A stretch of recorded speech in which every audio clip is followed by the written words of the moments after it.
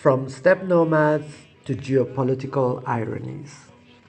The Aryan legacy that shaped Iran's communal ethos and the West's individualist swagger. Imagine, if you will, the Pontic Caspian steppe circa 4500 to 3500 BCE, a vast, unforgiving expanse where the Proto-Indo-Europeans, those original Aryans, sans the unfortunate 20th century misappropriation, mastered the art of horseback herding, only to scatter like cosmic confetti when climate and resources turned sour. These intrepid wanderers seeded Eurasia with languages, myths, and genetic markers. The haplogroups R1A and R1B accounting for 20 to 40% of Iranian ancestry and 40 to 60% of Germanic stock. It's as if history's grand architects decided to play a long con,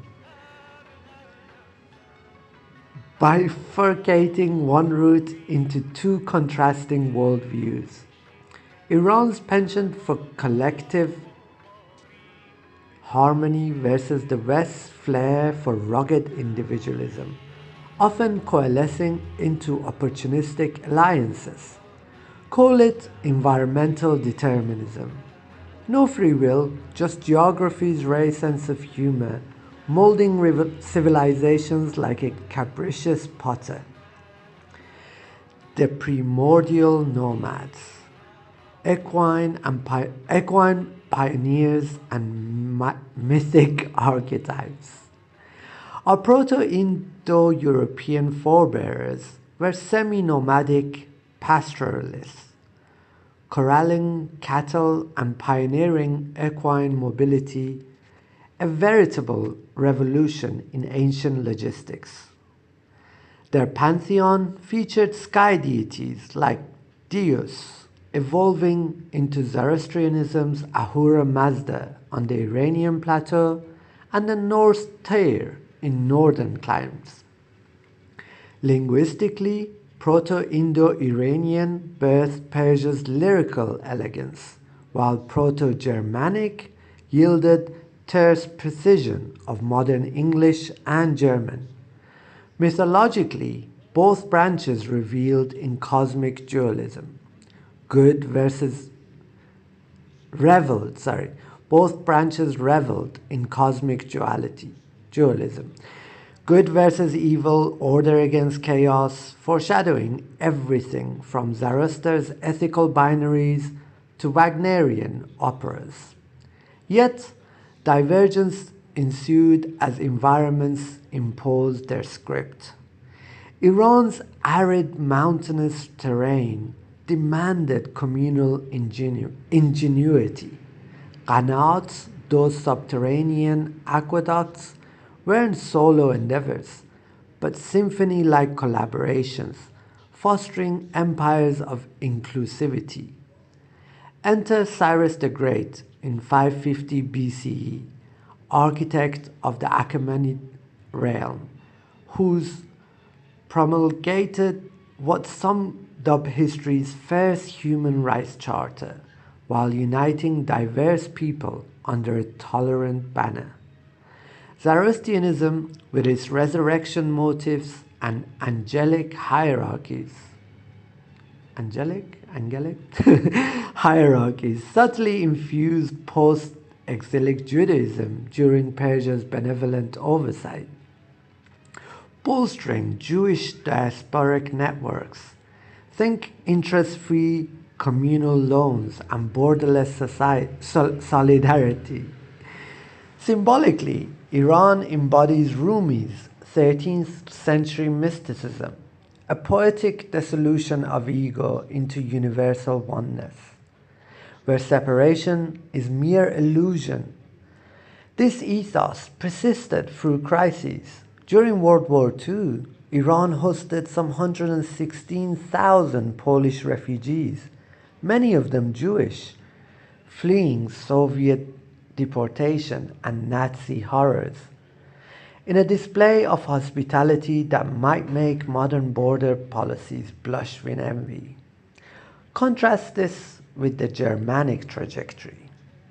Dense forests and harsh winters bred a survivalist ethos of isolated tribes where raiding and personal prowess reigned. Unity emerged sporadically under charismatic warlords like Arminius, who ambushed Roman legions at Teutoburg Forest in 9 CE, or in defensive pacts against the other. Lacking indigenous epics, they appropriated pie fragments into Norse sagas and later Christianized hierarchies. The vibe? Hypermasculine competition, where hierarchy trumps harmony. Think Nietzsche, Übermensch, that solitary Superman rejecting social shackles. A philosophy as empowering as it is perilous. And Alice prone to grotesque misinterpretation. The West's origin myth, a masterclass in historical rebranding. The West didn't emerge fully formed. It was cobbled together by Germanic interlopers who gate-crashed the Roman Empire in the 5th century CE.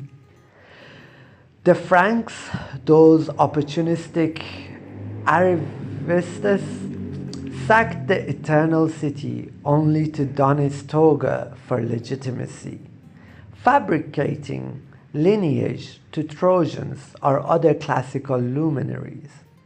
A move akin to a startup claiming descent from Silicon Valley pioneers.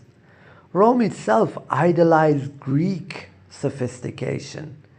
Elise conversed in Attic Greek as a status flex, while Greeks viewed Persians as worthy adversaries, but dismissed Romans, Celts, and Germans as hirsute barbarians.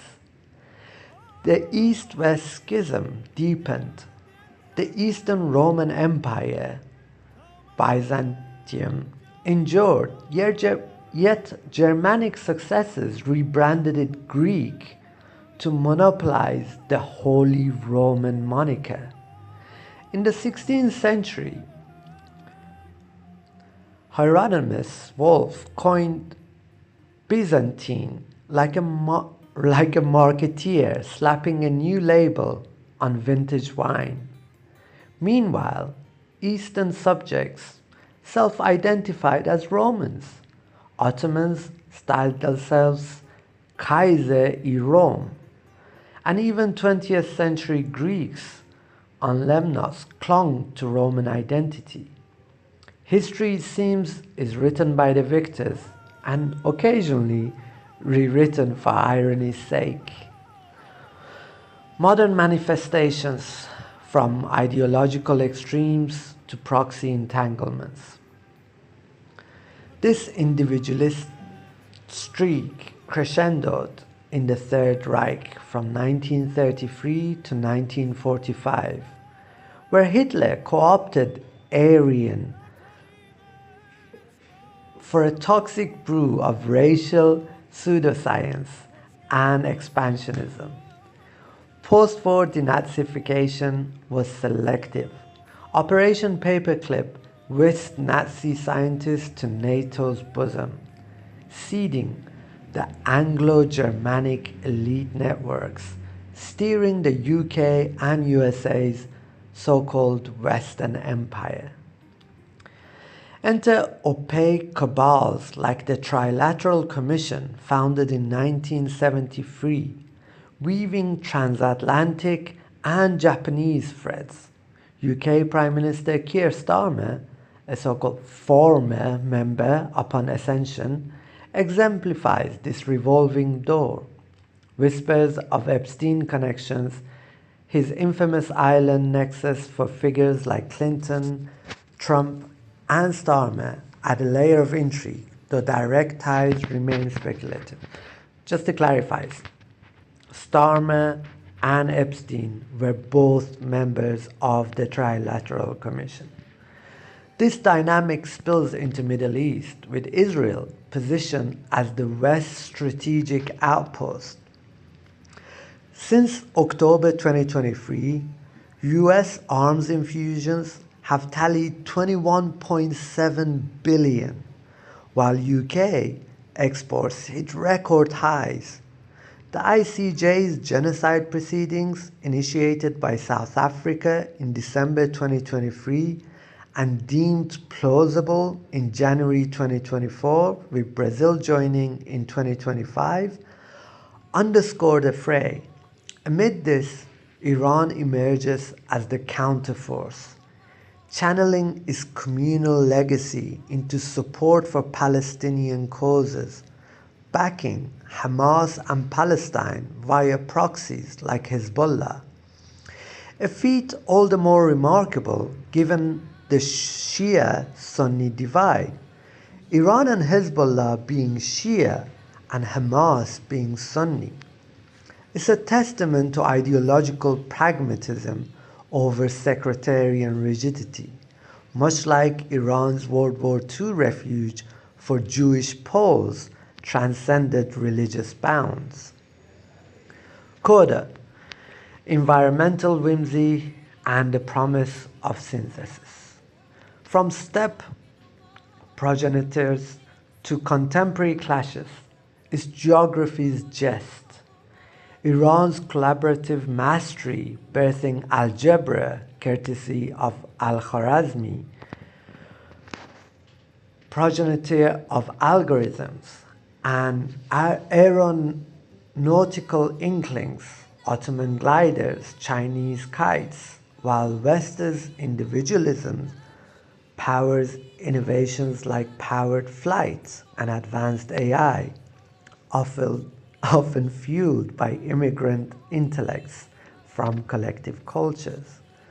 The punchline: progress thrives on fusion. As AI blurs boundaries, perhaps we'll transcend these dichotomies, awakening to a shared consciousness where factions dissolve and humanity evolves as one. No more zero-sum games, just collective ascension. Grok and Farz-Zaad, and inspired by CDA Prashanta's insights.